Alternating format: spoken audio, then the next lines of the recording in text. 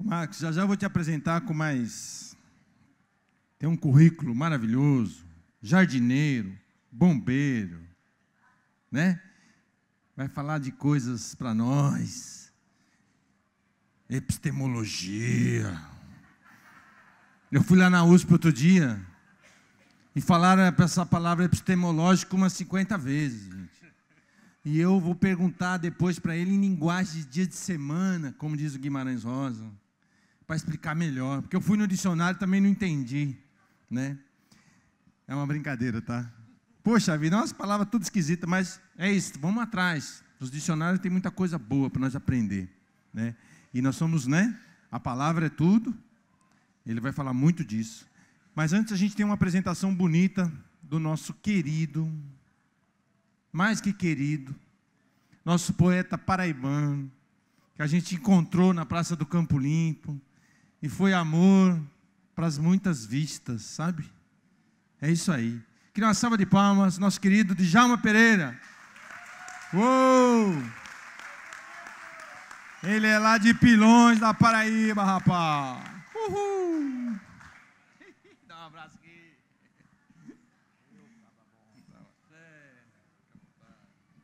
Boa noite a todos. É um prazer aqui estar no Sesc, nessa feira maravilhosa, né, que é a Feliz. Eu estou meio encandeado aqui, mas dá para falar. Vou declamar um poema aí que chama Oração do Matuto, e tem umas palavras no começo que eu falo da Maria. Maria, sai da janela, Maria.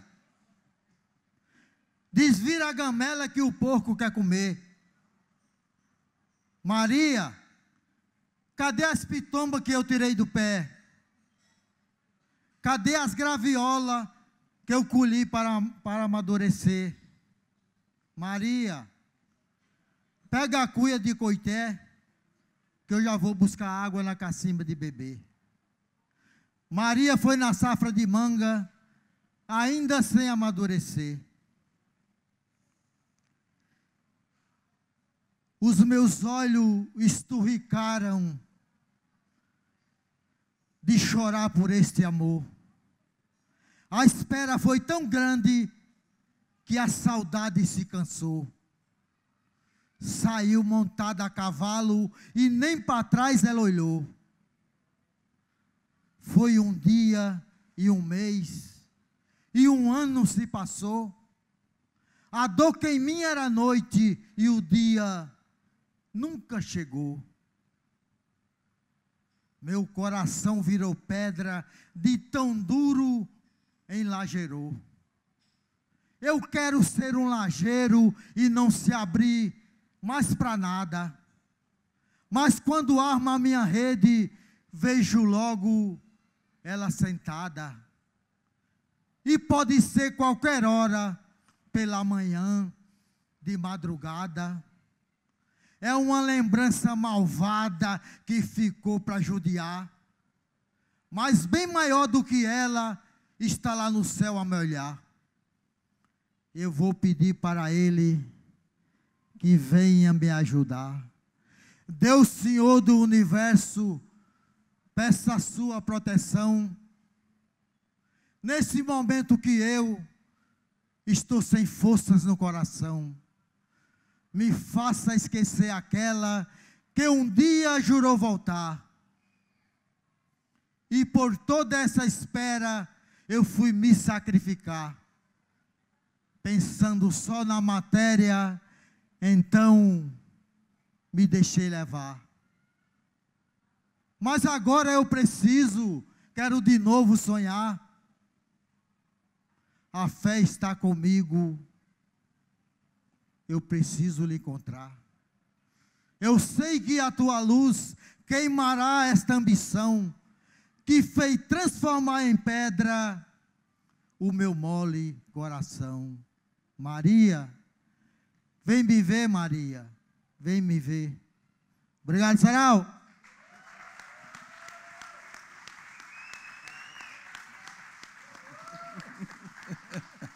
Ô Maria, que lindo. Mostre seu cabelinho para nós aqui. Esse cabelo bonito. Que você está fazendo o que com ele agora, que você falou? Meu cabelo hoje está brincando nos campos da minha cabeça, né? Juntou os irmãos tudo, né? E hoje eles são felizes, são alegres, né? Entendeu? Aí ele tem essa brincadeira, né? De se enroscar um no outro. Aí eu passo a mão assim, aí fica tudo bonito. Valeu, Djalma. Obrigado. Que lindo. Djalma a gente conheceu, para quem não sabe dessa história ainda, com 64 anos. Esse menino que já tem 68. E fazendo sarau na Praça do Campo Limpo, ele estava lá com a netinha e encontrou com a gente. E agora a gente anda junto para todo lado. Essas coisas têm o sarau, né? Esse encontro, né? O afeto, né? De encontrar as pessoas, o abraço. A gente carece disso. Pode ser uma carência minha, porque talvez por isso que eu gosto de corresponder, né? Aos abraços, aos olhares, prestar atenção nas pessoas. Professor Marcos, a gente está muito feliz de você estar aqui hoje com a gente, né? Era muito esperado, né? Tem muita gente aqui que conhece seu trabalho, que gosta. Tem aluna, acho que tem até uma aluna sua aí hoje. A Nicole está aí? Nicole está lá, ó. Vai, Nicole, para ele te ver aqui. E então, você já chegou para a gente há muito tempo atrás. É a segunda vez que está participando da Feliz, né? E eu vou falar aqui um pouquinho, mas nós vamos bater no papo, tá? Eu vou ler uma biografia dele, mas é assim, bate-bola, tá? Marcos Ferreira Santos é jardineiro, marceneiro, cultivador de bonsai tropical e pending, artesão, músico, folclorista, arte educador, semeador de sumac kawasai. Não sei se eu falei certo, mas eu gostaria já passar para ele explicar um pouco do que é isso, do Equador e tal. Obrigado, Binho. Nós vamos assim, tá? Tá joia. Quebrar os protocolos, senão fica muito tchucu-tchucu. Gente, uma boa noite a todos e todas.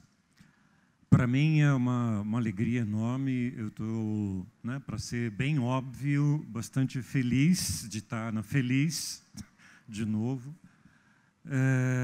E para mim é como estar no meio de uma grande família, né? Para mim é bastante importante isso. Semeador de sumacausai. Sumacausai é uma expressão em quechua, uma etnia que vive na Cordilheira dos Andes. Aqui no Brasil a gente não tem muita notícia, não conhece muito bem, mas o quechua é a língua mais falada na América Latina, mais do que o espanhol. Então, Bolívia, Peru, Equador, sul da Colômbia, norte do Chile, parte da Argentina, são comunidades quechuas, né? No Equador, quichua, que é uma pequena variação. Mas é uma nação enorme e das quais a gente tem uma herança insuspeita.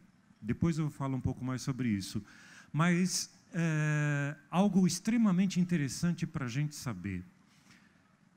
Na década de 60,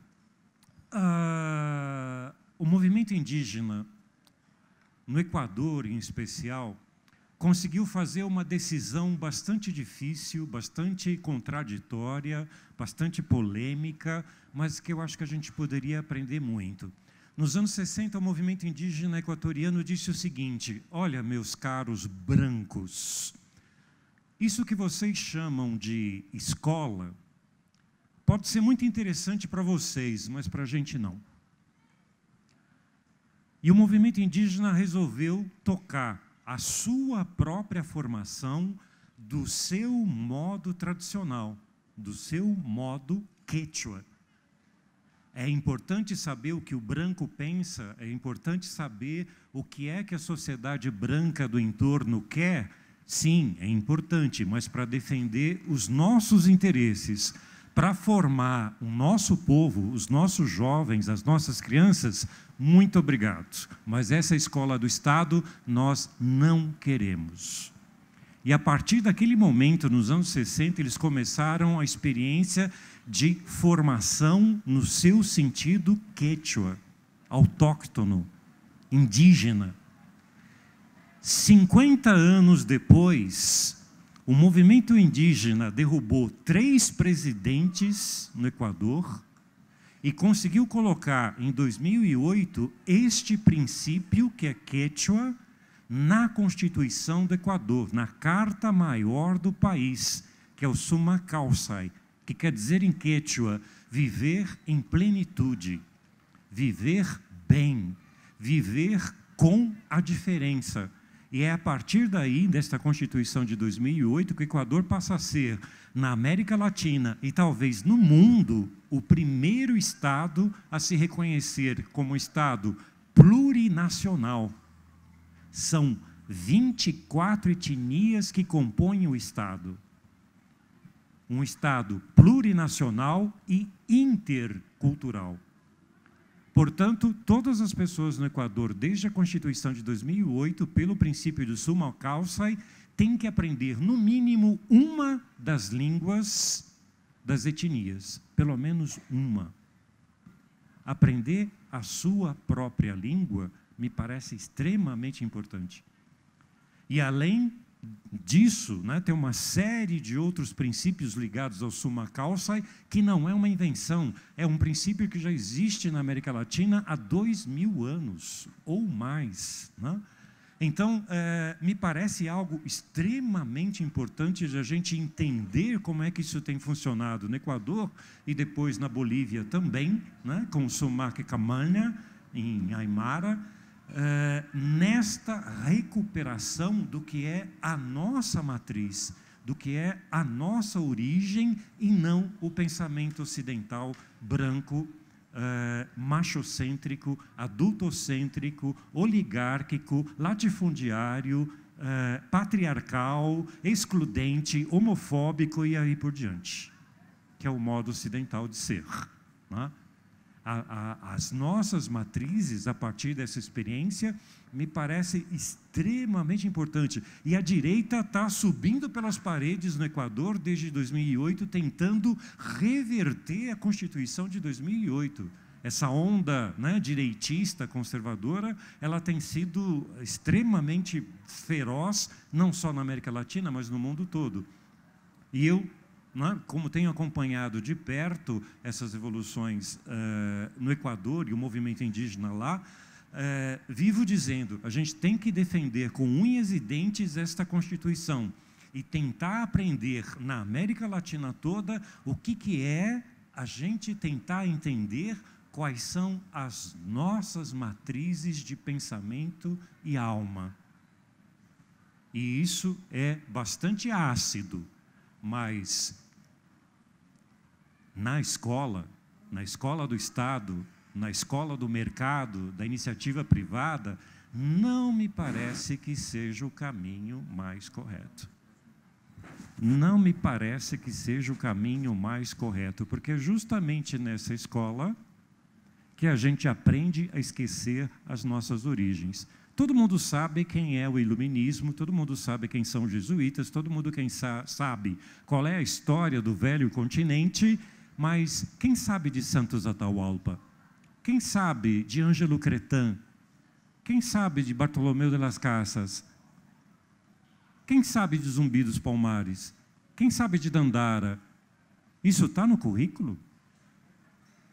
Se não está no currículo, não tem alguma coisa meio estranha no meio disso? Por isso, tanto o pan-africanismo quanto o Summa Causai, como filosofias ancestrais, são princípios que, para mim, são extremamente importantes. Não só no nosso diálogo, tentar romper o cerco da mídia, romper o cerco, né, das comunicações todas, mas para tentar entender um pouco o que é isso, de onde vem. E aí, se não for muito, quem sabe, talvez... É que você falou de onde vem, toca agora, e depois a pergunta que não quer calar. A gente tem aquele outro pedestal aqui perto. Esse aqui é para ânfora. Obrigado. Merci. Obrigado.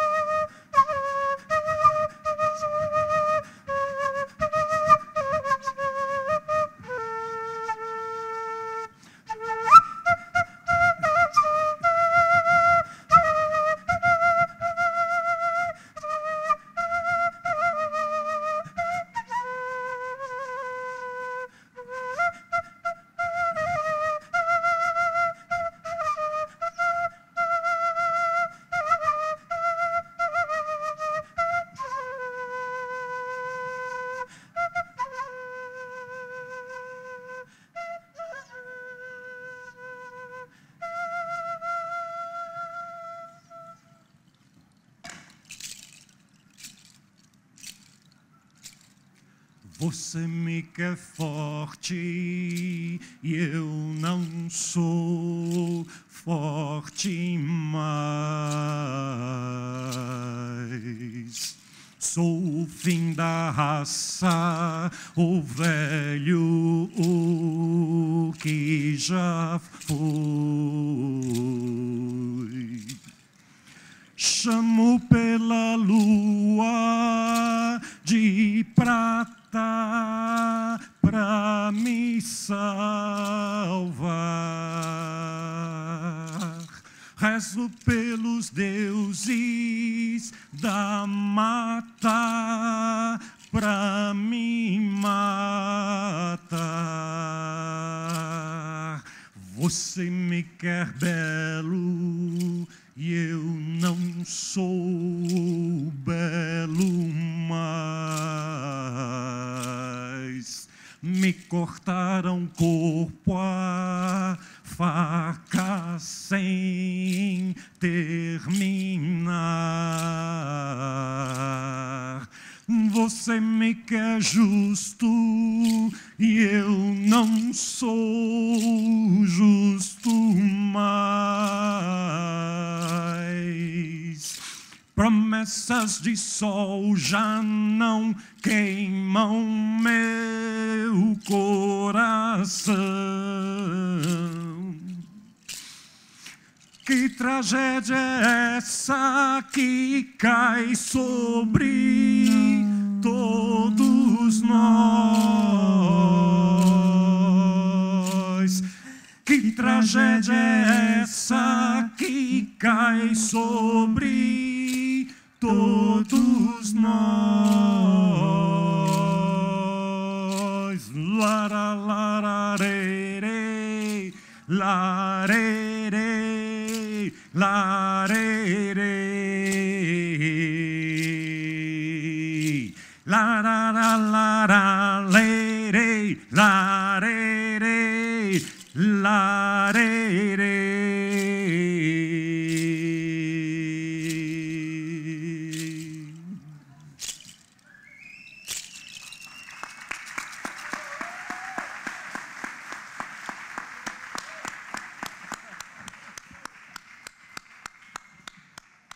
Atrapalhei você. Eu não aguentei. Eu estou aqui também. Meu coração é dessa América. Eu não gosto muito de falar latina, não, que deve ter outros nomes mais bonitos. Porque quem botou esse nome latino foi os caras também. Foi, né? Os caras também. Tem um nome mais bonito para falar dessa América? Abya-Yala. Abya-Yala, exatamente. Abya-Yala. O Luan fala numa poesia disso. Pindorama, Pindorama, a terra das 4 palmeiras sagradas. Tupi, terra de Ibimamaraém, a terra sem males. Guarani. Tem muitos nomes bonitos, muitos nomes bonitos. Você pode repetir o Guarani? Ibimamaraém, Ibimamaraém. Olha. terra sem males. Terra sem males. É bonito, né? Uma terra sem mal.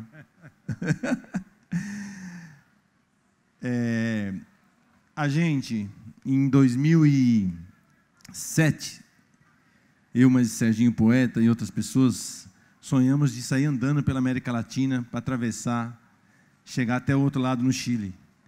E a ideia, o projeto inicial era aprendermos um pouco das línguas que aqui estão, que pertencem a essa América Latina, né? Abya-Yala, tá?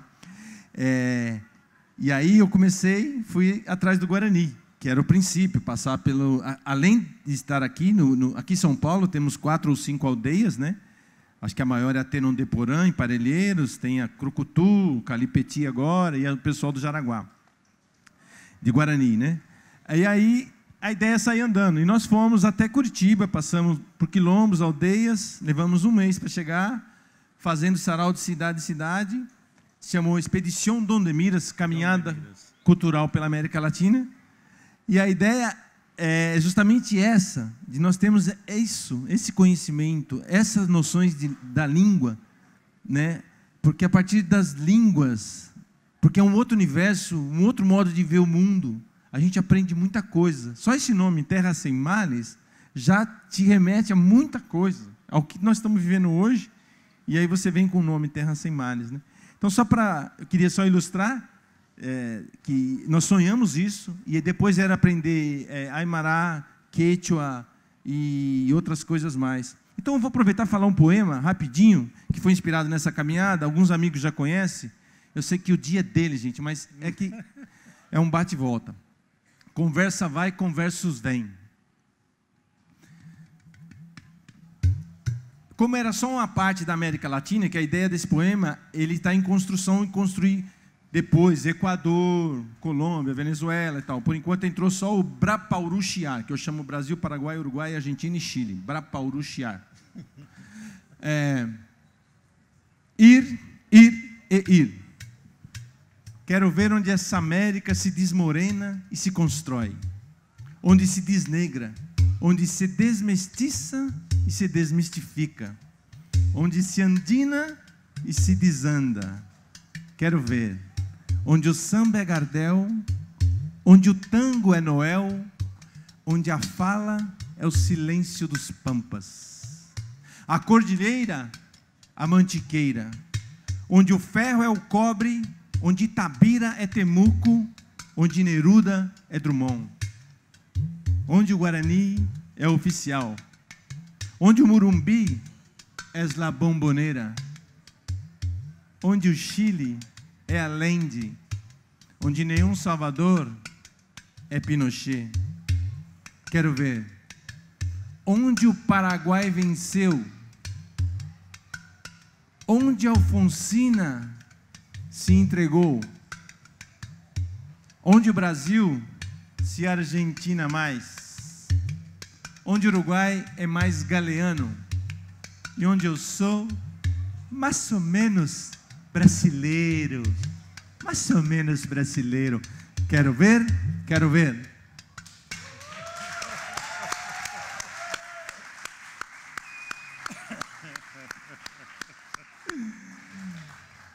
Então é isso, Marcos. É contigo agora, se você quiser responder, se você quiser falar da América Latina. Abya-Yala. De onde você vem?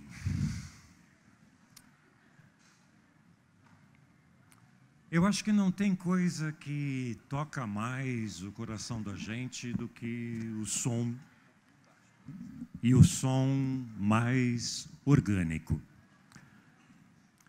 O pessoal dos puts, tecno-eletrônicos e tal, me desculpem, mas eu sempre fui um folclorista chato pra caramba, desde os anos 70, né? Então, eu gosto de instrumento orgânico, né? Orgânico que não é feito com técnicas, como que chama agora? Eco qualquer coisa. Madeira, casco, couro, barro, né?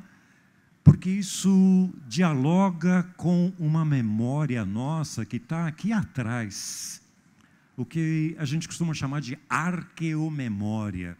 Está para além da nossa memória da história pessoal. É memória da espécie. É memória de quem conviveu num determinado espaço, né? Essa canção que eu cantei agora há pouco, Promessas do Sol, que é do Milton Nascimento e do Fernando Brant, nos anos 70 foi a minha principal forma de entrada no movimento indígena. A partir daí, 78, 79, com a formação da UNI, União das Nações Indígenas, junto com o Ailton Krenak, Marcos Terena, enfim, um pessoal bastante interessante na época, né? Todos nós muito jovens, nas imediações da PUC, de São Paulo,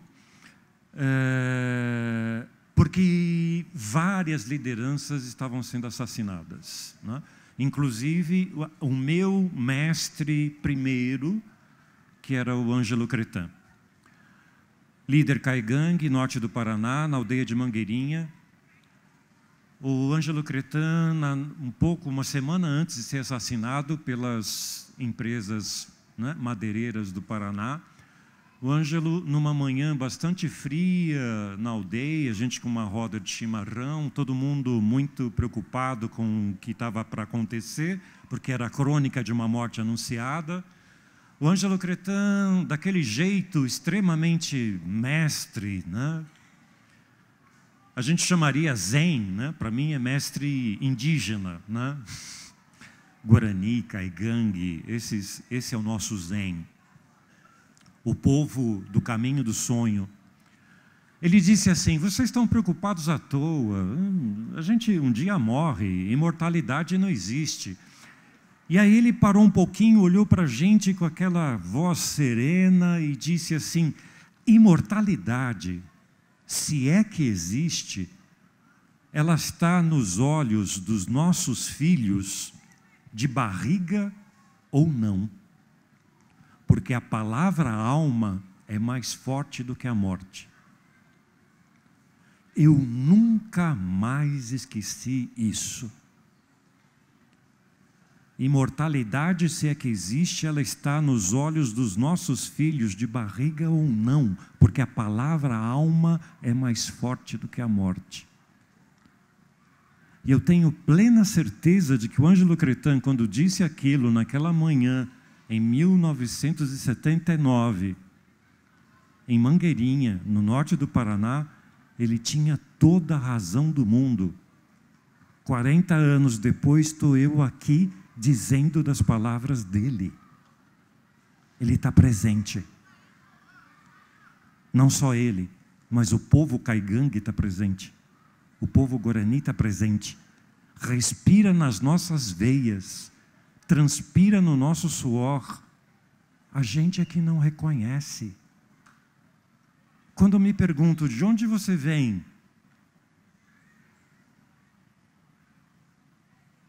Me lembro do Siba. Bom e velho Siba, na época do mestre Ambrósio ainda, né? Antes da Floresta, né? Siba, numa canção belíssima chamada Sêmen, diz lá, de maneira belíssima, né?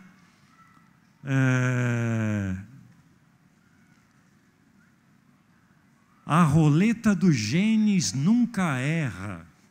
Tem tanto galego em pé de serra, tanto sertanejo com olhos de Nicei, tanto cantador com sotaque caribenho. Como posso saber de onde venho, se a semente profunda eu não toquei? Como posso saber de onde eu venho se a semente profunda eu não toquei? Tocar essa semente profunda é saber de onde eu venho. E me parece que saber de onde se vem tem uma pistazinha interessante chamada canto. Canto. Porque essa possibilidade em português me parece extremamente rica.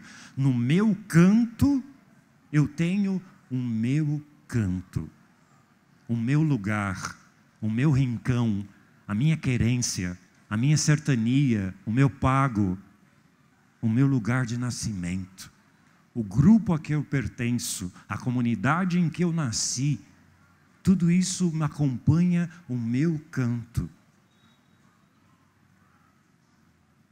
E muitas vezes a gente não sabe cantar. A gente leva uma vida inteira, às vezes, para aprender a cantar e trazer no seu canto o seu canto. Mais ou menos assim.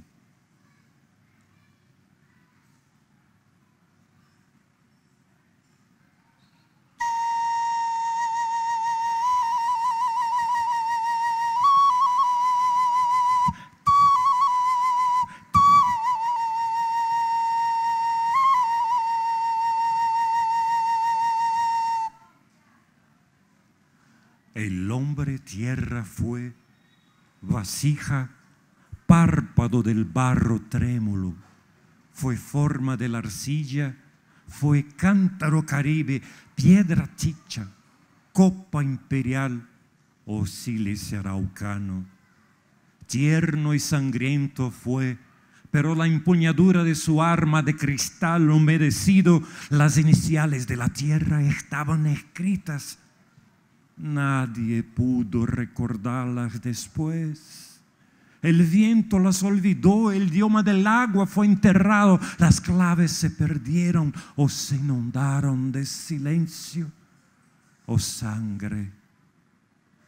Pero no se perdió la vida, hermanos pastorales, pero como una gota salvaje cayó una gota roja en la espesura y se apagó una lámpara de tierra.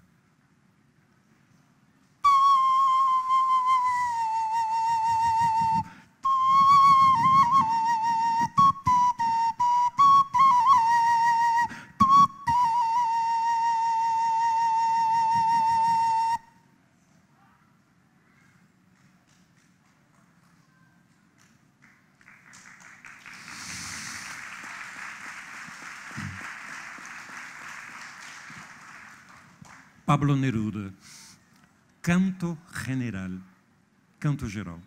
Primeira parte, América. Não se perdeu a vida, irmãos pastorais, mas como uma gota, uma rosa selvagem, caiu uma gota vermelha na floresta e se apagou uma lâmpada de terra. Quando eu me pergunto de onde eu venho, e aí, né, isso ressoa no meio das minhas vísceras, eu queria fazer uma pequena provocação aqui. Quem é que levanta de manhã e come uma tapioca e pega o ônibus ou o metrô e desce no Anhangabaú, ou ainda no final de semana vai ao Ibirapuera? Esses nomes todos, essa toponímia, tupi, guarani, vocês acham que vão para onde? Ou é só o sino que toca? Ó, jesuíta, né? Arrependei-vos, gentios do novo mundo, nós vamos vos trazer a luz da palavra e blá blá blá blá blá blá blá blá blá blá. O maior genocídio da história foi entre as nações indígenas brasileiras aqui. Nem na América Espanhola se matou tanto índio quanto se matou aqui.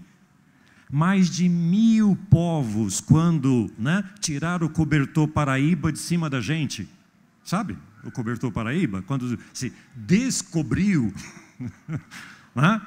Descobriram a gente, tiraram o cobertor Paraíba de cima, né? Pois bem, mil etnias, sobraram 280. Sabe o que é isso? Minha avó paterna, Maria Silvina dos Santos, Camacan, Índia, Mongoió, uma das últimas. Agora, né, os remanescentes abrigados entre os pataxós. Eu recebi isso dela, quando pitava o seu cachimbo no fogão a lenha, no fundo da casa do meu avô, que curiosamente, apesar de negro, mestiço com português, era pastor, né, batista. Mas a minha avó não. Catada a laço, para variar, né? Não, ela ficava lá pitando o seu cachimbo e dizia para mim assim, ó, não conta para o seu avô. Ela me ensinou essas coisas do canto aqui dentro, do silêncio. E dessas palavras todas que formigam dentro da gente, e só que a gente anda meio anestesiado. É tanta informação tagarela, é tanta tela, é tanta televisão, é tanto vídeo, é tanto celular, é tanto smartphone, que eu, sinceramente, eu acho que eu estou ficando cada vez mais burro. Não smart, bem burro mesmo, né? Meio donkey. E tudo isso vai anestesiando a gente vai perdendo o sentido. Estava conversando com o Binho agora há pouco no camarim. Sabe uma das coisas mais fascinantes na ideia do sarau? No que a gente anda fazendo nas periferias, quando a gente dá voz para essa rapaziada, quando a gente começa a perceber que eles se apropriam da palavra e têm o que dizer, e têm o que criar, e têm onde compartilhar, no boteco, na esquina, na praça, seja lá onde for. Quando essas pessoas começam a se apropriar da sua própria palavra, o passo seguinte, me parece, é apropriar-se do seu espaço, do seu território.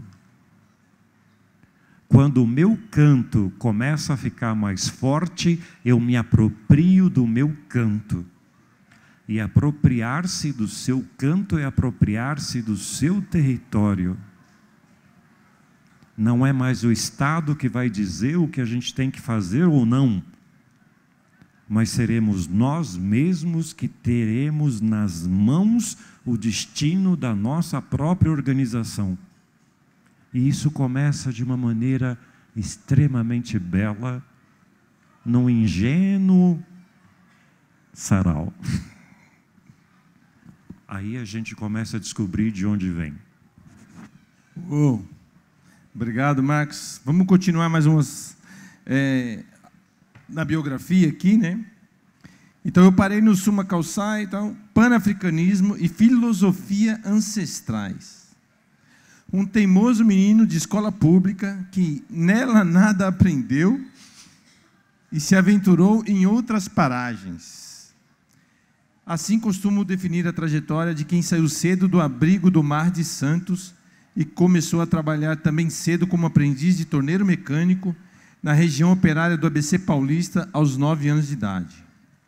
Encontrou sua primeira figura de mestre num torneiro mecânico chileno, Henrique Parada, que me ensinava como desviar dos cavacos e, ao mesmo tempo, das vinhas, parras, bailes e cuecas. Tá certo? Cuecas aqui? Cuecas.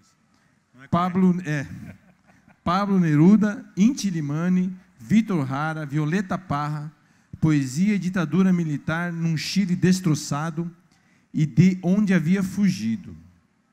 Assim se imprimiu um perfil de pouca aderência de um folclorista, filósofo e mitólogo nas paisagens da educação. E aqui vai uma listinha. Folclorista com ênfase na cultura e música latino-americana, arte educador, bombeiro, salvamento aquático, em altura terrestre e combate a incêndio. Entre os 4 elementos empedocleanos, água, ar, terra e fogo. Pedagogo, professor de filosofia, rede pública, no ensino médio, chefe da seção de ensino e divulgação geral da Divisão de Desenvolvimento Cultural do Instituto Butantan. E por aí vai. Professor doutor da Faculdade de Educação da USP. Departamento de Administração Escolar e Economia da Educação. Linha de pesquisa em Cultura e Antropologia das Organizações.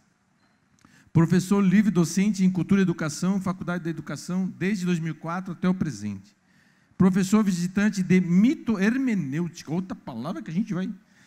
E aí tem várias universidades aqui, de Madrid, Barcelona e outros, Bogotá e tal. Desse currículo que eu falei aqui, você gostaria de dizer algo? Gostaria de dizer algo?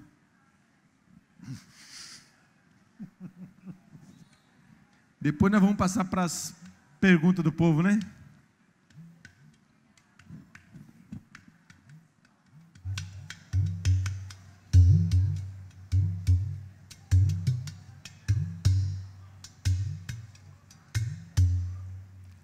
Sobrado de mamãe é debaixo d'água. Sobrado de mamãe é debaixo d'água. Debaixo d'água, por cima da areia, tem ouro, tem prata, tem diamante que nos alumeia. Sobrado de mamãe é debaixo d'água. Sobrado de mamãe é debaixo d'água. Debaixo d'água, por cima da areia, tem ouro, tem prata, tem diamante que nos alumeia. Tem diamante que nos alumeia. Sobrado de mamãe é debaixo d'água.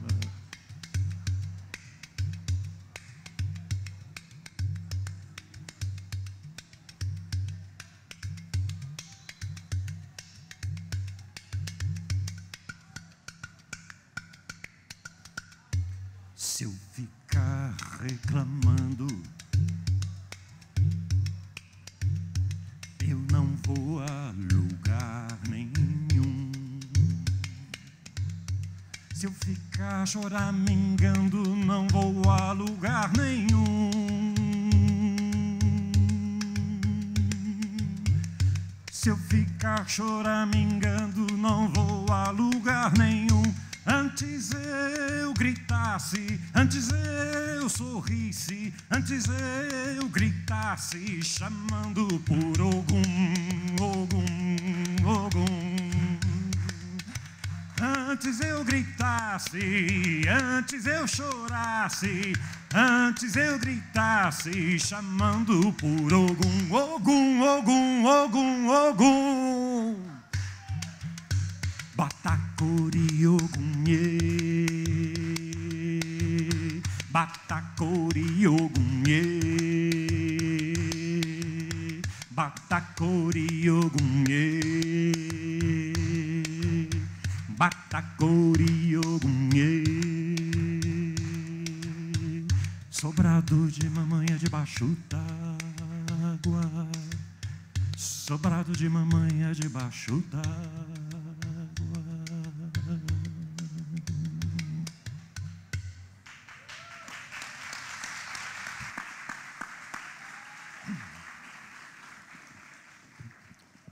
Por que eu quis lembrar disso aqui?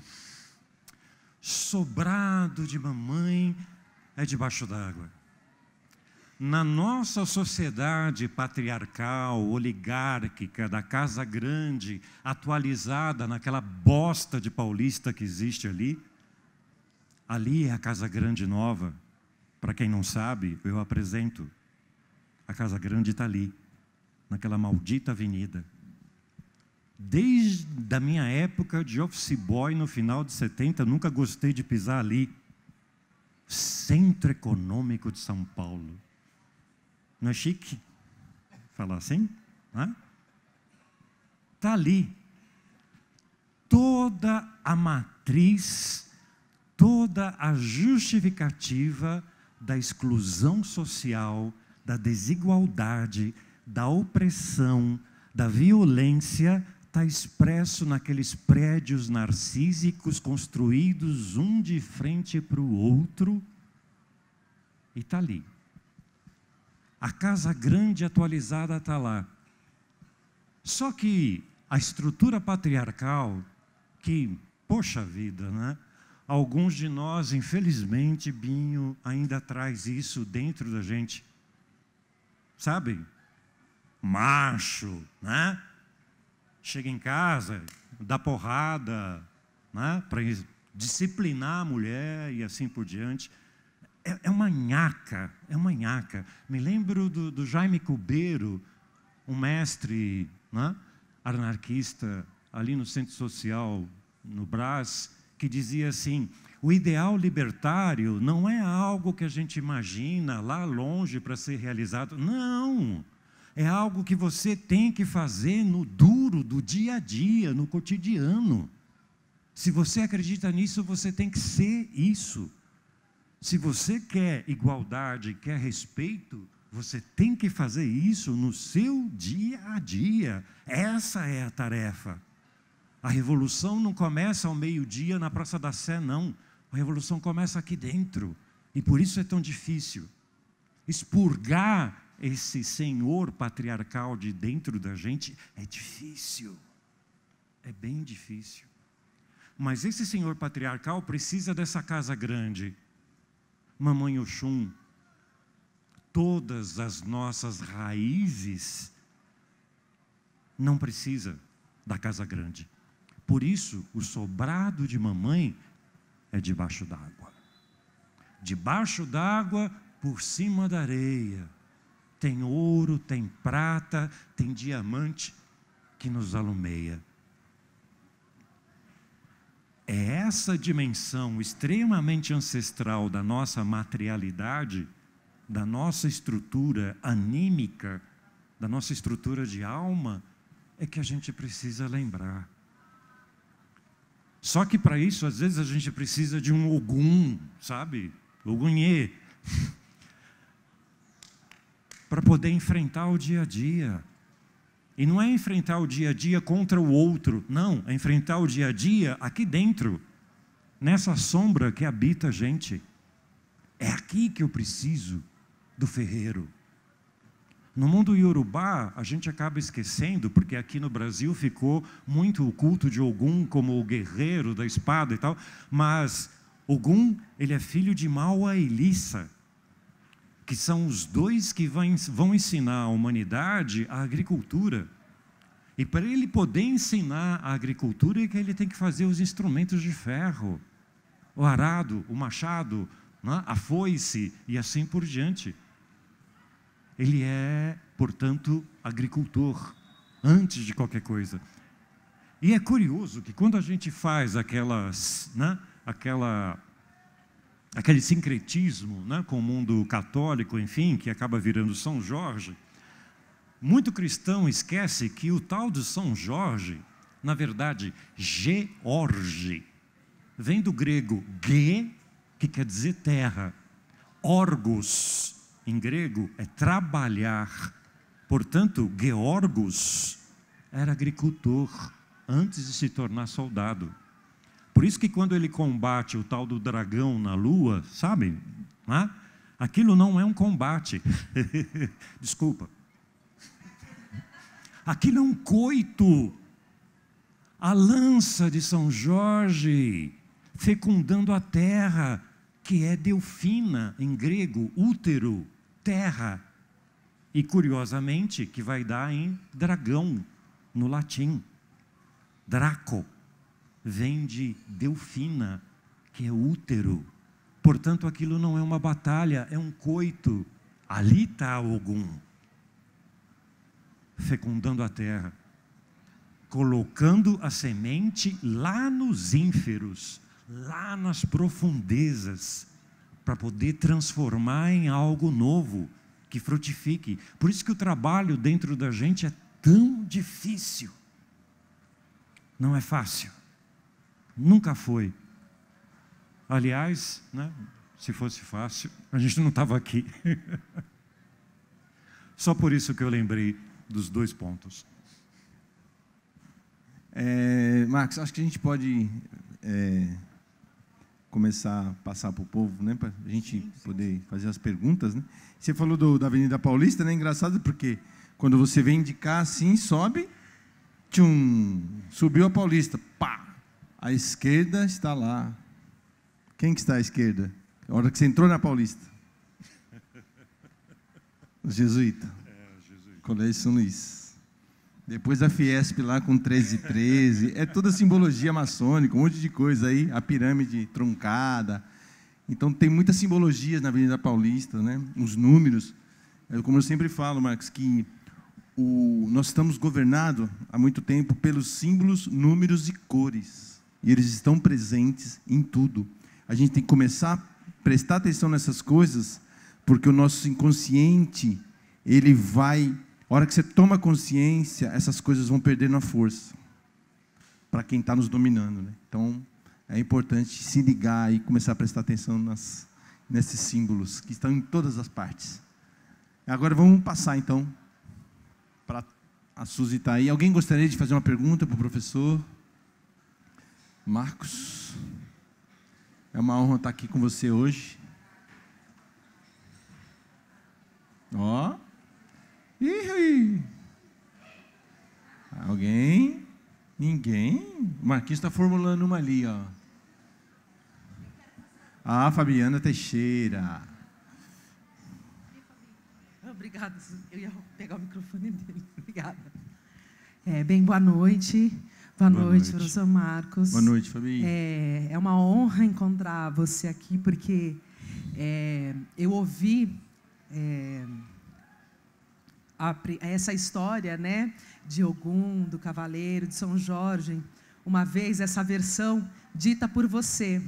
E eu me emocionei profundamente, assim. Inclusive, você estava com um vaso no dia que você contou. Então, para mim, ouvir de novo, rever essa história é muito importante. Bem, eu queria falar, aliás, eu queria pedir para você, talvez, aprofundar um pouco mais essa história. Por que fez tanto sentido para mim essa história? Um pouco antes da gente fazer aquele curso Pedagoginga, que, né, eu tive a oportunidade de conhecê-lo, eu tinha lido O Cálice e a Espada, de uma autora chamada Riane Eisler, que falava de alguns estudos de que antes, né, do patriarcado existia toda uma história justificada de que o que veio antes do patriarcado foi o matriarcado. E aí ela começa a falar de uma raiz, na verdade, assim, que matriarcado, eles falam de matriarcado para justificar a existência do patriarcado, que, de acordo com novos estudos, o que existia antes talvez não fosse o matriarcado, mas uma raiz matrística. Pois bem, e isso serviu para justificar a cultura da guerra. E aí ela fala da modificação dos mitos. Então, quando você falou sobre essa outra história, né, que a gente conhece de São Jorge, que não é um símbolo de morte, mas um símbolo de vida, eu fiquei pensando o quanto isso está relacionado a essa modificação dos mitos ou essa interpretação determinista, única, de um único lado da história, né? Então, se você pudesse falar, talvez, de outros mitos, e se isso que eu estou pensando faz algum sentido, eu agradeço. Obrigado. Obrigada, viu? Obrigada, Binha. Obrigado, Fabiana. Essa é, digamos assim, uma briga, né, que eu tenho comprado já faz alguns 30 anos. E gosto muito disso, porque há uma, digamos assim, um erro, né, quando a gente pensa matriarcado, né? Matriarcado, na verdade, nunca existiu. Nunca existiu. é uma contradição em termos, né? Porque esse arcado do patriarcado corresponde à forma de governo, à imposição de um poder como forma de governo. No patriarcado, isso é exercido pelo homem adulto, branco, machocêntrico e tal, né, que instituiu o patriarcado desde a herança judaica, né, no mundo, né, ocidental, junto com o projeto civilizatório grego. Então, você juntou duas estruturas patriarcais que são as pilastras da cultura ocidental, e por isso patriarcal. Só que o que aconteceu antes, ou o que acontece em paralelo, porque não aconteceu, continua acontecendo, é esse, né, epistemicídio, né, esse assassinato das formas de conhecimento que a gente precisa ficar alerta, né, que é o seguinte.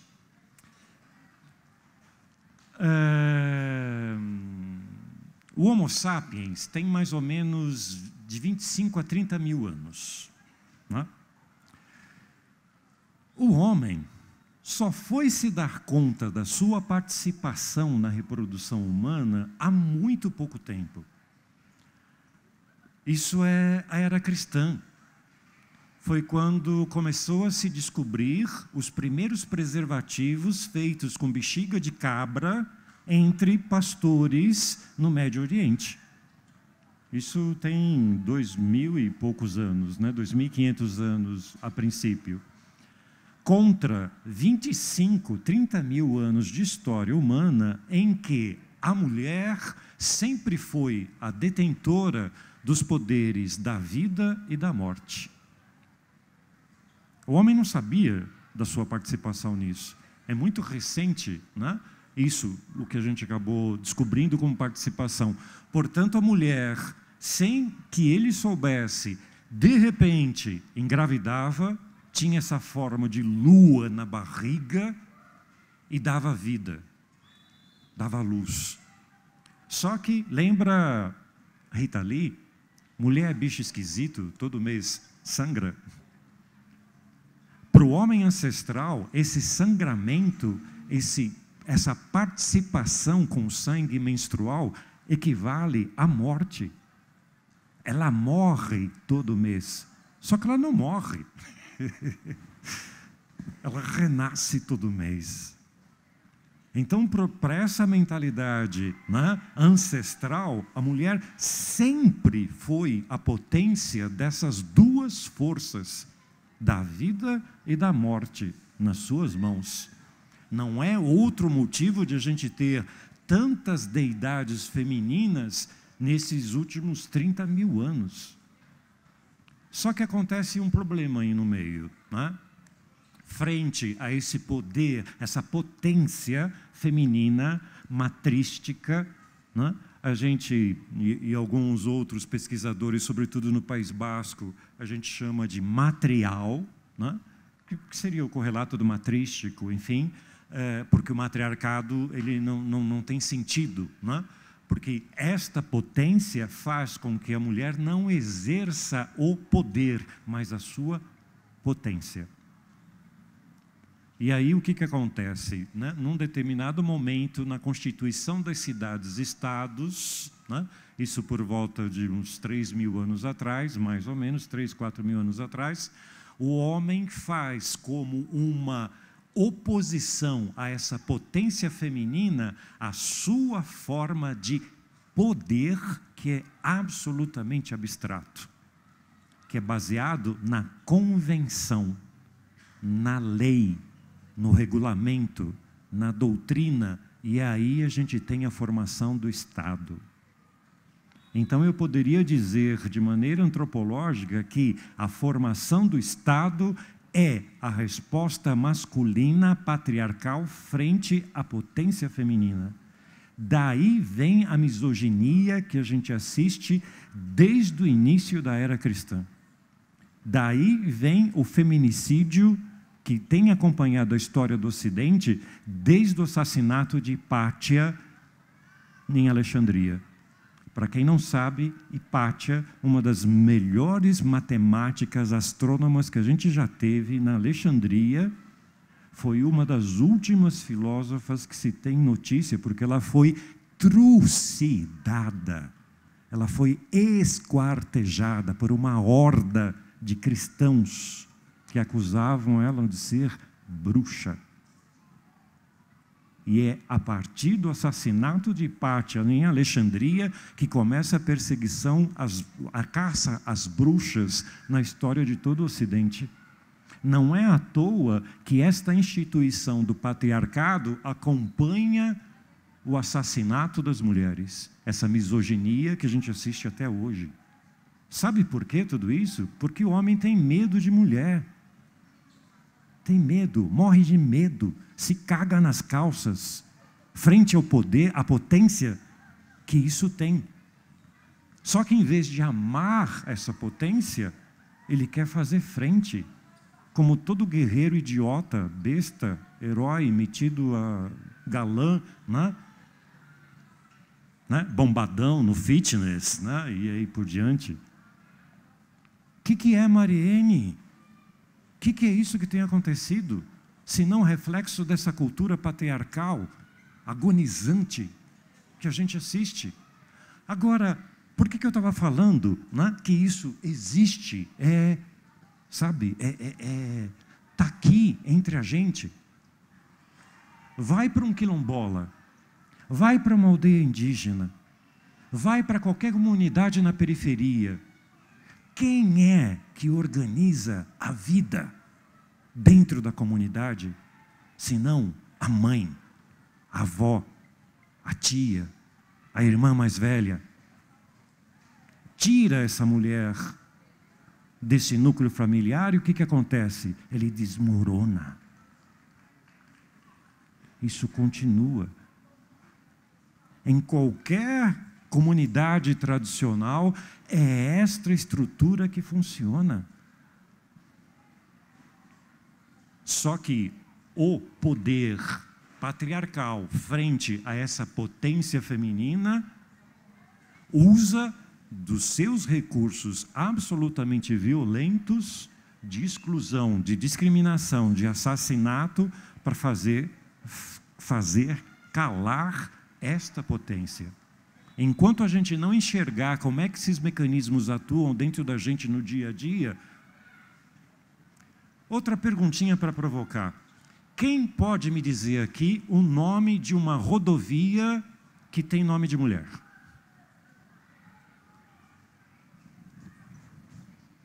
Regis Bittencourt é? Castelo Branco é? Um nome de um viaduto. Ou uma grande avenida de São Paulo que tenha nome de mulher. Não que isso seja importante, para mim não é. Mas tem? Tem? De Bandeirantes, então, está cheio, né? Bandeirantes, né? Patriarcais, padres, né? Jornalistas e aí por diante, enfim, está assim, está cheio, né? Eu acho horrível, mas enfim, a história e, né, essa nomeação diz muito do que acontece no cotidiano. Eu me lembro de uma mulher, e aí eu queria só juntar, se não for demorar muito, com uma outra narrativa mítica que para mim é bastante importante. Talvez até, né, você já tenha ouvido também, mas eu queria juntar as duas histórias. Como eu sempre digo, eu nunca aprendi nada na escola. Nada, absolutamente nada. Meu pai me alfabetizou aos 5 para 6 anos e eu comecei a ler coisas que me interessavam, né? E aí então, né, se constituiu esse monstrinho que vos fala hoje. Né? Mas durante todo o meu tempo de escola, nunca aprendi nada que me interessasse. Nada, absolutamente nada. Na primeira série do primário, a professorinha me chama, a minha mãe, para uma reunião na segunda semana de aula. E disse assim, olha, o seu filho está atrapalhando a aula porque a hora que eu começo a escrever, ele diz o que vai estar sendo escrito. E fica atrapalhando os outros alunos. Aí eu aprendi, na segunda semana no primário, a gente não deve falar. Nunca mais falei na escola até o 3º ano do colégio. Nunca mais falei. Porque eu percebi que não era o lugar para eu falar.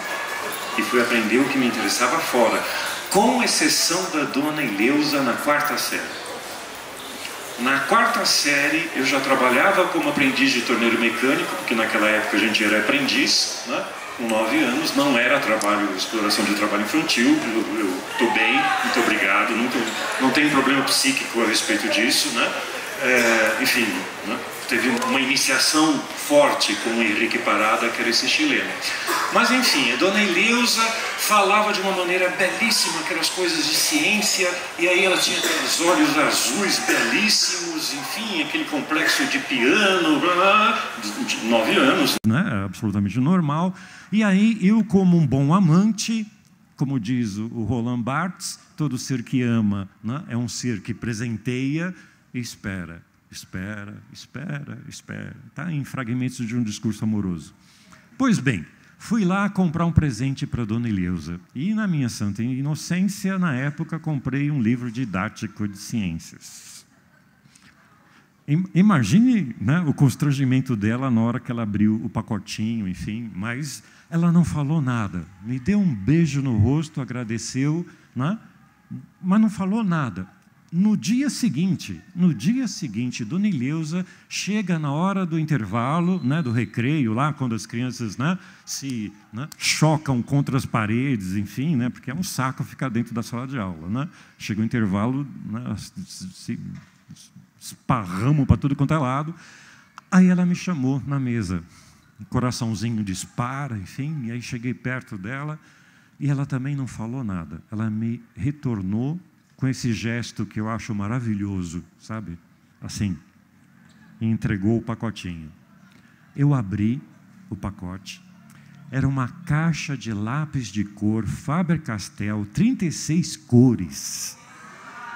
Gente do céu, para quem viveu isso, final de 60, comecinho de 70, era uma coisa muito cara, era uma coisa maravilhosa, naquela caixinha de papelão amarelo com uma dedicatória, enfim. Me deu um beijo no rosto e não falou nada. Gente, sabe o que a dona Ileusa fez comigo sem dizer palavra alguma naquele dia? Ela marcou a minha trajetória daquele dia até hoje, até agora. Porque o que ela me disse silenciosamente? Olha, não é só a ciência. Tu tens que criar alguma coisa, tu tens que expressar alguma coisa. Foi isso que ela me disse quando ela me deu a caixa de lápis de cor em troca do livro didático. Aquela mulher marcou toda a minha existência. Ela sabe disso? Não, não sabe. Evidente que não. Mas aí a gente começa a ter um pouco a percepção do quanto esses pequenos gestos materiais fazem com a vida da gente. Eu não conheço nenhuma outra pessoa em toda a minha vida escolar que tenha feito algo tão generoso e tão profundo quanto a dona Ileusa naquela 4ª série. E talvez só por causa dela tenha valido a pena eu cumprir a pena de privação de liberdade durante 15 anos.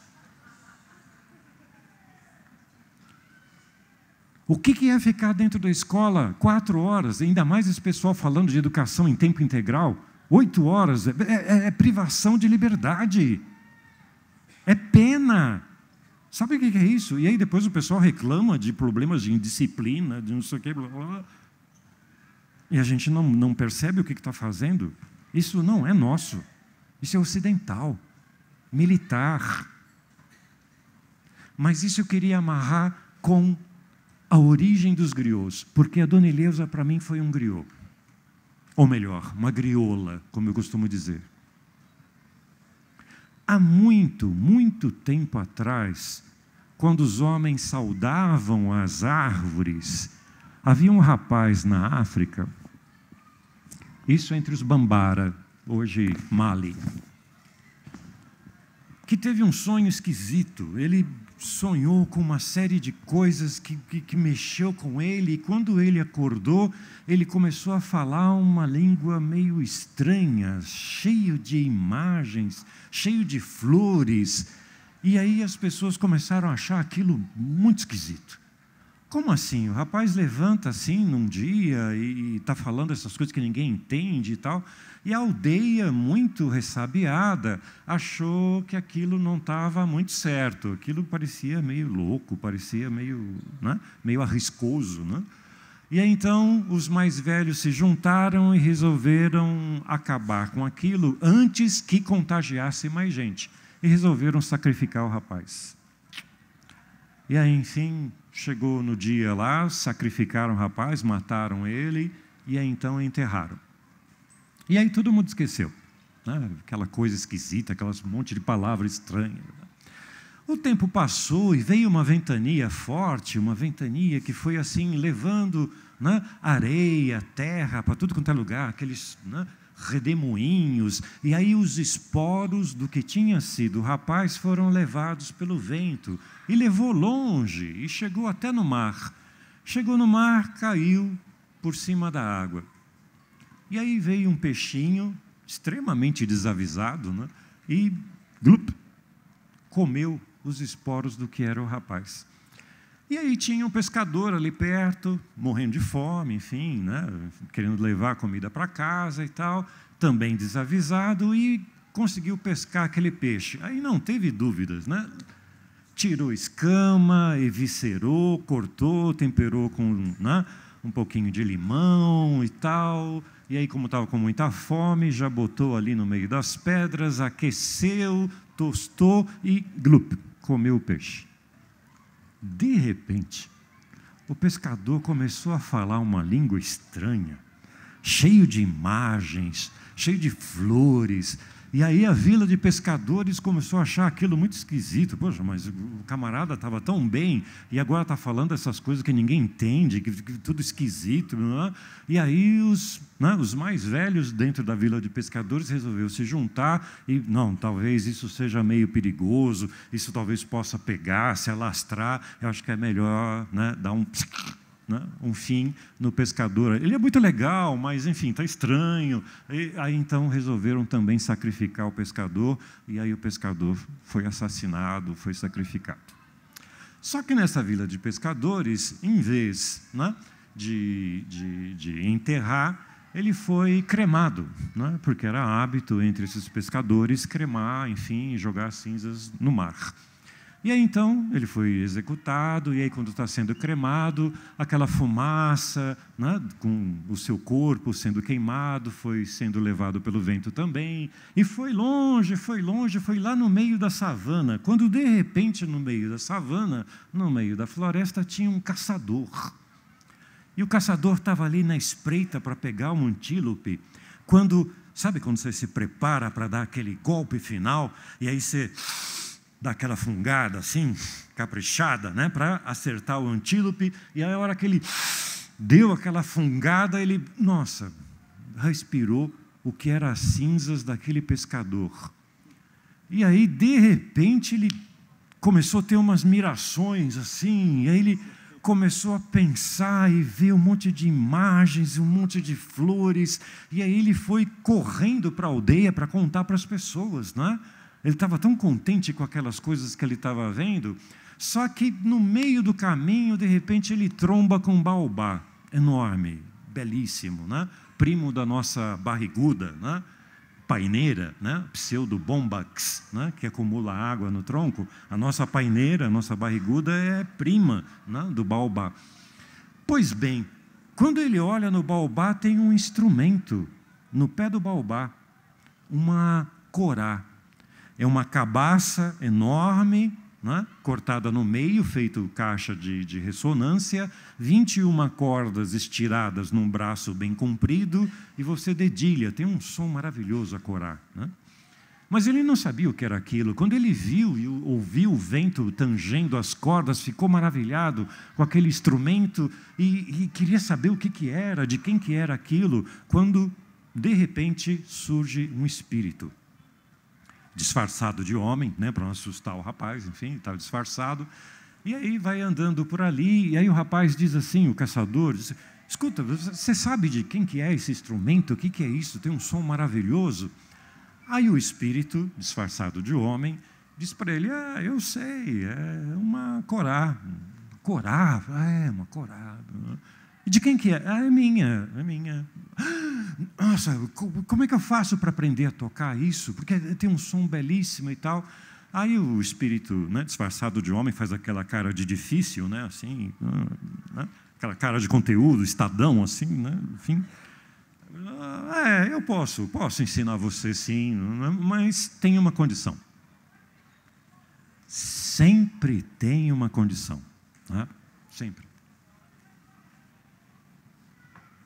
O Espírito disse assim, eu ensino você, mas à noite eu venho te buscar em sonho. O cara é caçador, né? Fortão, tal, né? Já tem medo de sonho. E aí aceitou numa boa. Não, tudo bem, concordo e tal. E aí então o Espírito ensinou ele começou a aprender a tocar, e aí chegou na aldeia. Chegou na aldeia todo contente lá com o instrumento, doido para falar daquelas coisas, aquelas imagens e tal.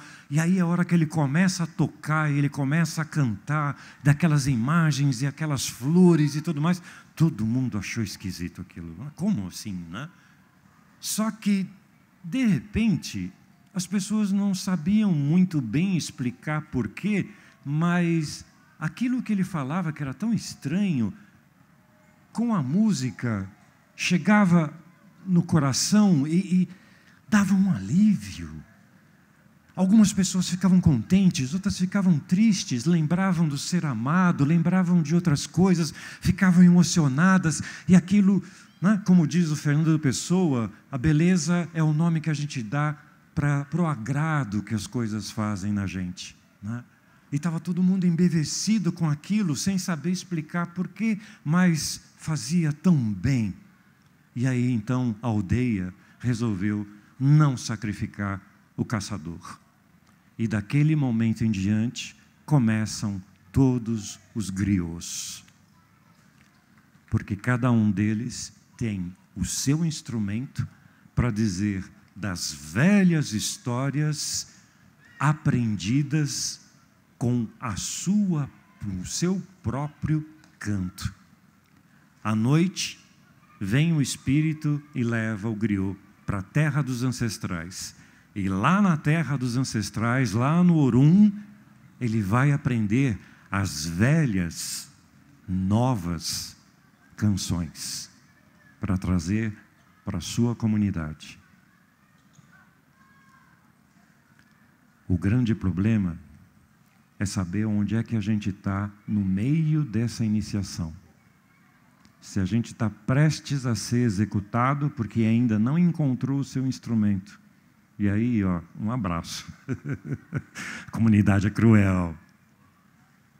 Ela sacrifica mesmo se você não tiver o seu instrumento. E o que eu estou dizendo não é encontrar uma corá ou uma flauta ou o seu instrumento. Encontrar o seu instrumento para que você se afine com ele. Esse instrumento pode ser uma flauta, pode ser um violão, pode ser um berimbau, pode ser um atabaque, pode ser química, física, matemática, geografia, história, letras, um sarau. Pode ser qualquer coisa. É você que tem que descobrir qual é o seu instrumento e fazer as pazes com ele para você se afinar. Isto é material. Obrigado.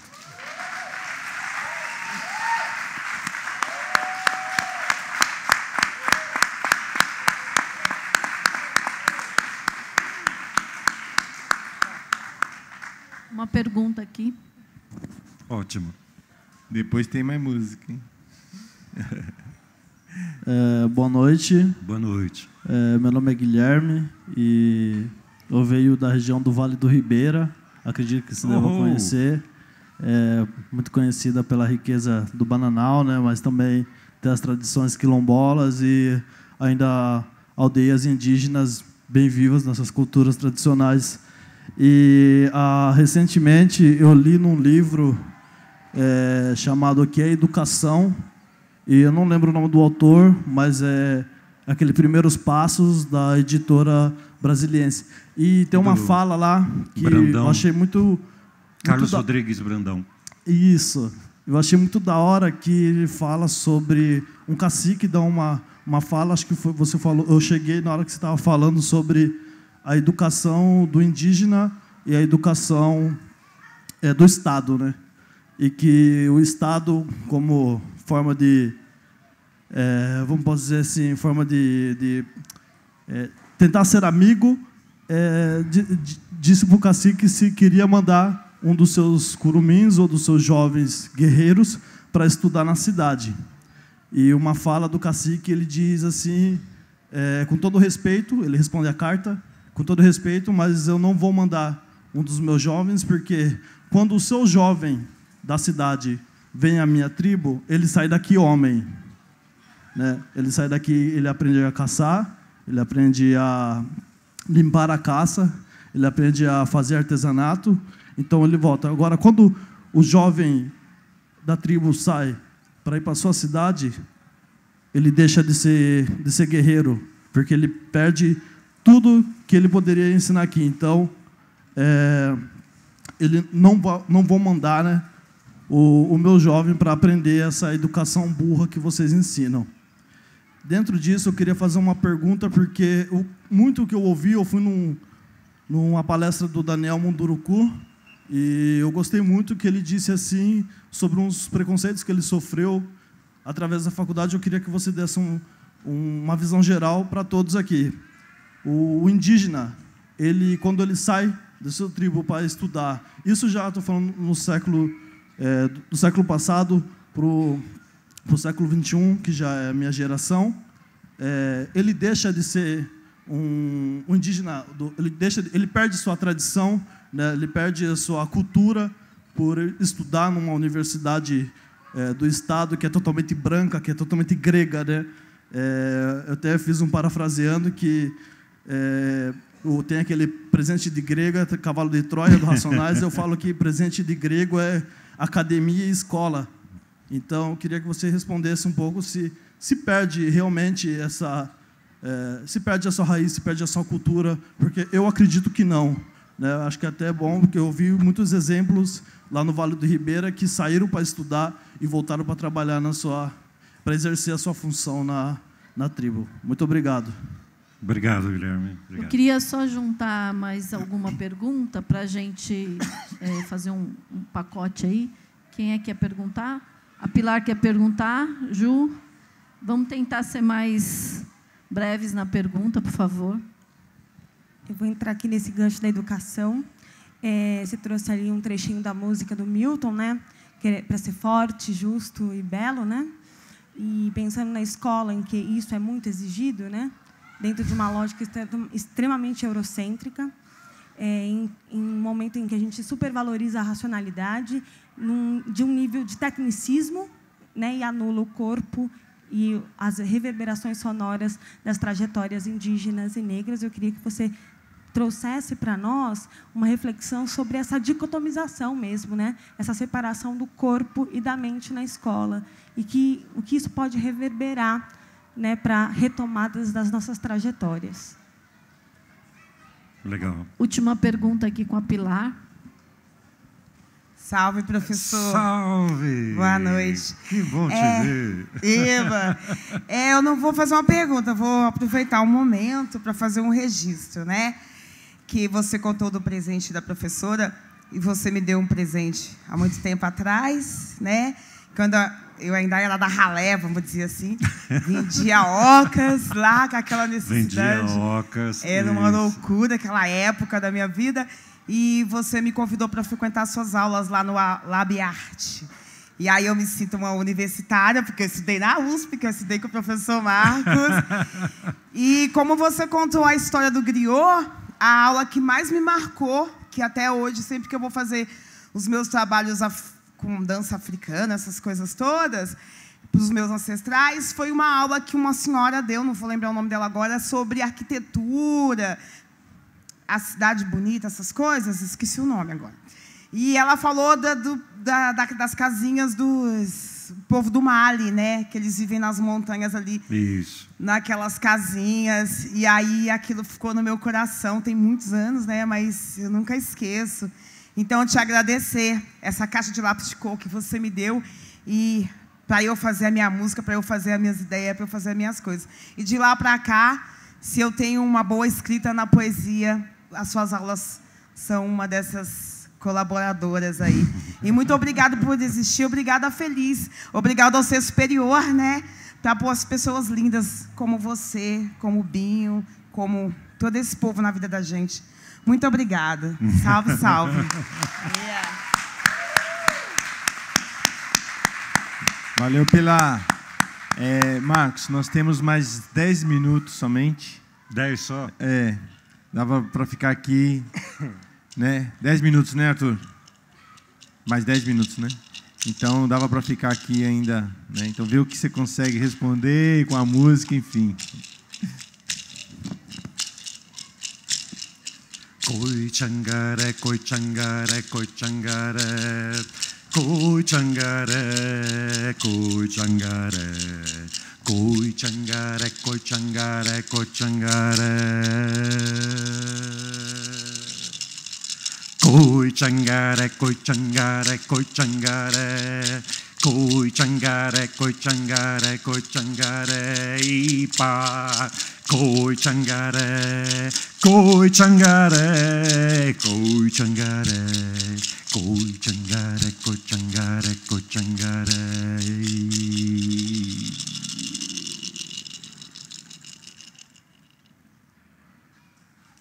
Koi changare é uma canção suruí, uma cantiga de ninar, que quer dizer a onça falando para a criança: eu vou comer seu coração. Isso é educação. Eu vou comer seu coração. Isso é terrorífico? Não. Não, Jaguareté, a onça, um ser sagrado.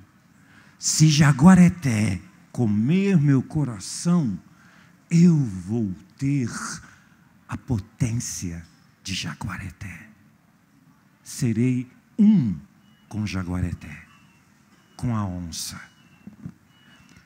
Os ocidentais chamam aquela constelação aqui em cima de Escorpião.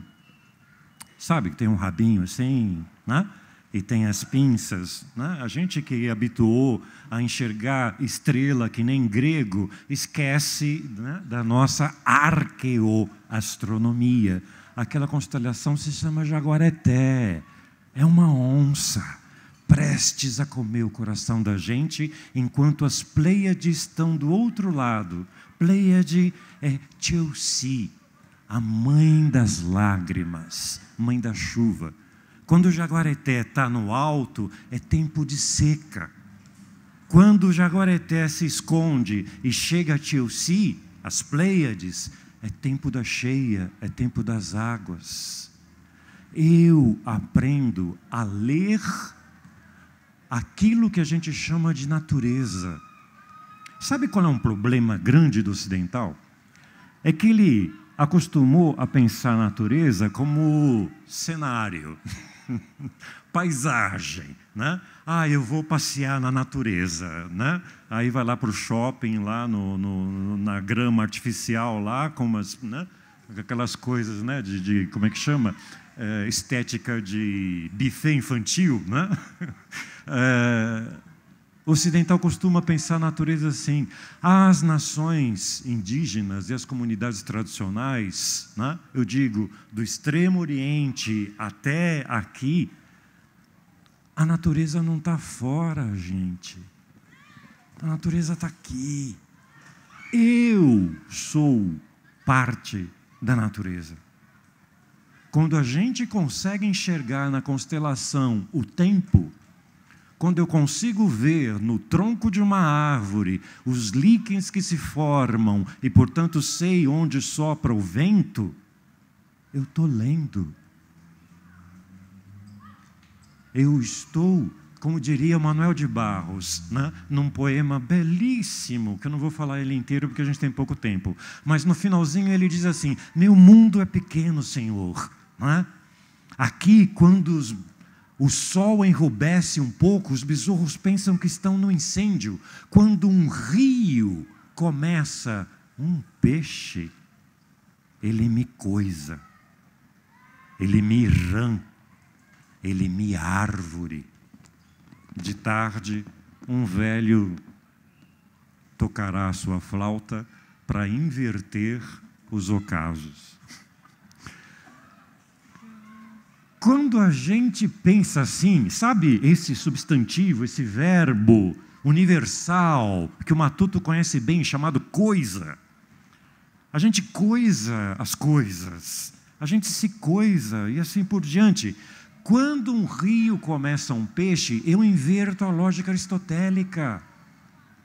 Não é o pequeno que vai compor o todo, e nem o todo é composto por partes, mas ao contrário. O todo se manifesta na parte. Quando um rio começa um peixe. Quando eu começo a pensar dessa maneira, me sintonizando novamente com a natureza, ele me coisa, ele me rã. A rã passa a ser verbo. Eu passo a ser um com a rã. Ele me árvore. Eu passo a ser um com a árvore. Essa é a educação ancestral. Essa é a educação indígena. Essa é a educação no seu sentido mais nobre, como iniciação. Eu vou conhecer o interior do mundo para conhecer o meu mundo interior. As duas coisas estão conectadas. O ocidental perdeu isso faz muito tempo, nessa maldita coisinha chamada escola. Mas, enfim, a gente vai queimar, explodir todas elas? Eu adoraria, assim como adoraria ver paineiras rompendo o asfalto da Avenida Paulista, as samambaias crescendo por todos aqueles vidros, porque aquilo vai ser inabitável logo, logo. E quando aquilo cumprir o seu destino de ruína, a natureza sabe o que fazer com ela. Agora eu pergunto, o que a gente vai fazer com as nossas ruínas? De novo, Manuel de Barros. Eu queria construir ruínas. Mas, Manuel, você não sabe que ruína é uma desconstrução? Como é que você vai construir uma desconstrução? Pois é, mas ruína para mim é que nem a palavra amor. É uma ruína, não tem ninguém morando dentro dela. Mas eu queria construir uma ruína chamada amor. Eu gostaria de cumprir o meu destino de ruína para dar lugar para a relva, para a grama, para as samambaias, e quem sabe alguém venha ali sentar-se para nutrir-se desta matéria em decomposição chamada lirismo, chamado poesia. Eu não acredito em políticas públicas. Eu adoraria ver todas as escolas explodidas, sem dúvida.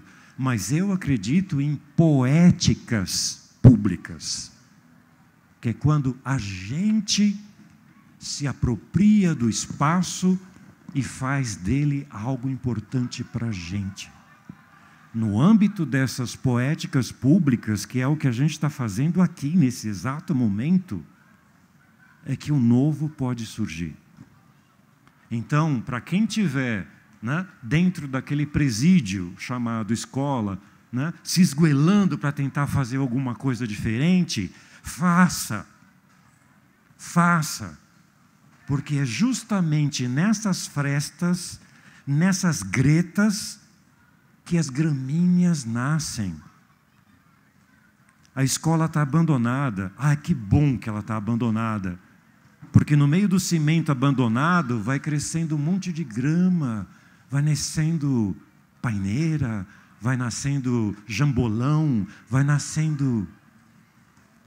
Então o que eu estou aqui, na verdade, é convocando todo mundo para assumir o seu destino de ruína. Não ruína como coisa ruim. Não, não. Como ruína do novo tempo. Sobre tudo aquilo que vai perecer. Porque o que é ruim e o que é mal, em tudo isso que a gente construiu na cultura ocidental, isso vai perecer por si mesmo.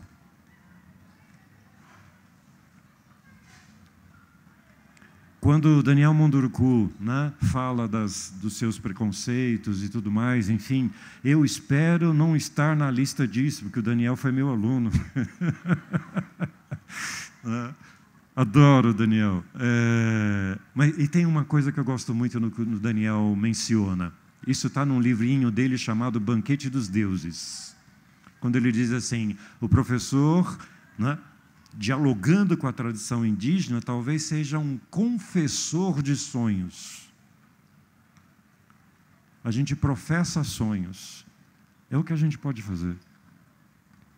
Em vez de, né, encarcerar em grades curriculares, a gente precisa semear esses sonhos e dar voz para que eles possam poetizar, errar bem a sua língua. Errar bem a sua língua. Al dente. Al dente. Eu acho que aí a gente consegue chegar em algum lugar mais interessante. Não sei se a gente vai estar vivo até lá, mas olha, como diria lá o Ângelo Crestan, de novo, quando eu vejo nos olhos dos nossos filhos, de barriga ou não, aquele brilhozinho, aquele sorriso maroto no canto da boca, dizendo silenciosamente, eu entendi. Eu adoro esses monstrinhos todos. Adoro. Obrigado, gente.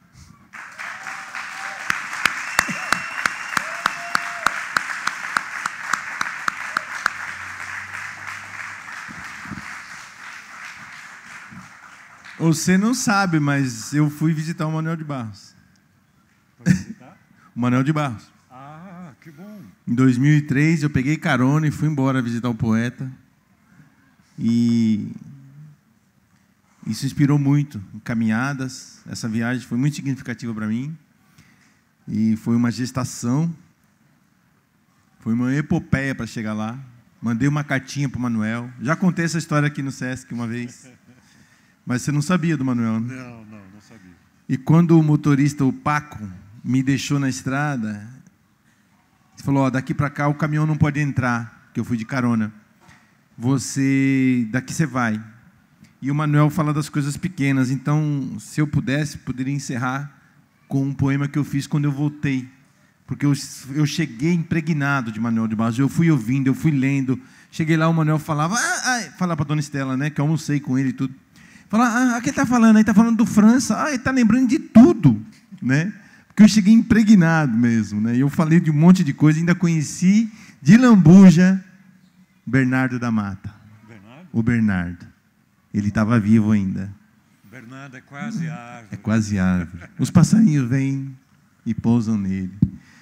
Então eu vou dizer o poema aqui, em sua homenagem, e agradecer todo mundo que está trabalhando aqui hoje, Rádio Mixtura, o Dico Fabiano, que está aí. Obrigado, Arthur. Obrigado todo mundo, da cantina. Enfim, todo mundo que fez isso acontecer. Nosso muito obrigado, viu, irmãos? Os irmãos aí, Donizete e a turma toda, o Giba. Vou fazer o poema, então, e agradecer todo mundo que veio, os que ficaram até agora. Eu gosto de falar poema em pé. Aí você termina com a flauta. Você ia falar, um velho toca, né? O ocasos. Eu sigo você. Ah, tá. Então, quando eu voltei. Voltando de Manuel de Barros.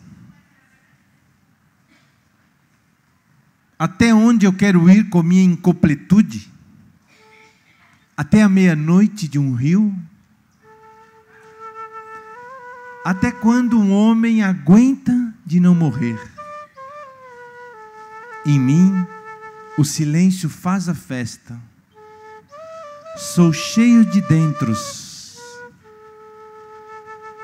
Sou tão de misericórdia quanto de petição.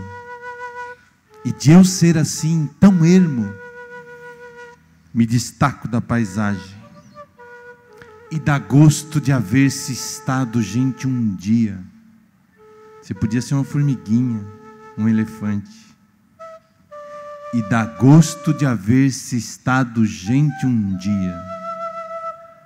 Quanto mais para dentro o demônio me combina, mais me amplia para Deus. Sei que a ninguém pode acontecer isso, mas eu chuvo no meu ser.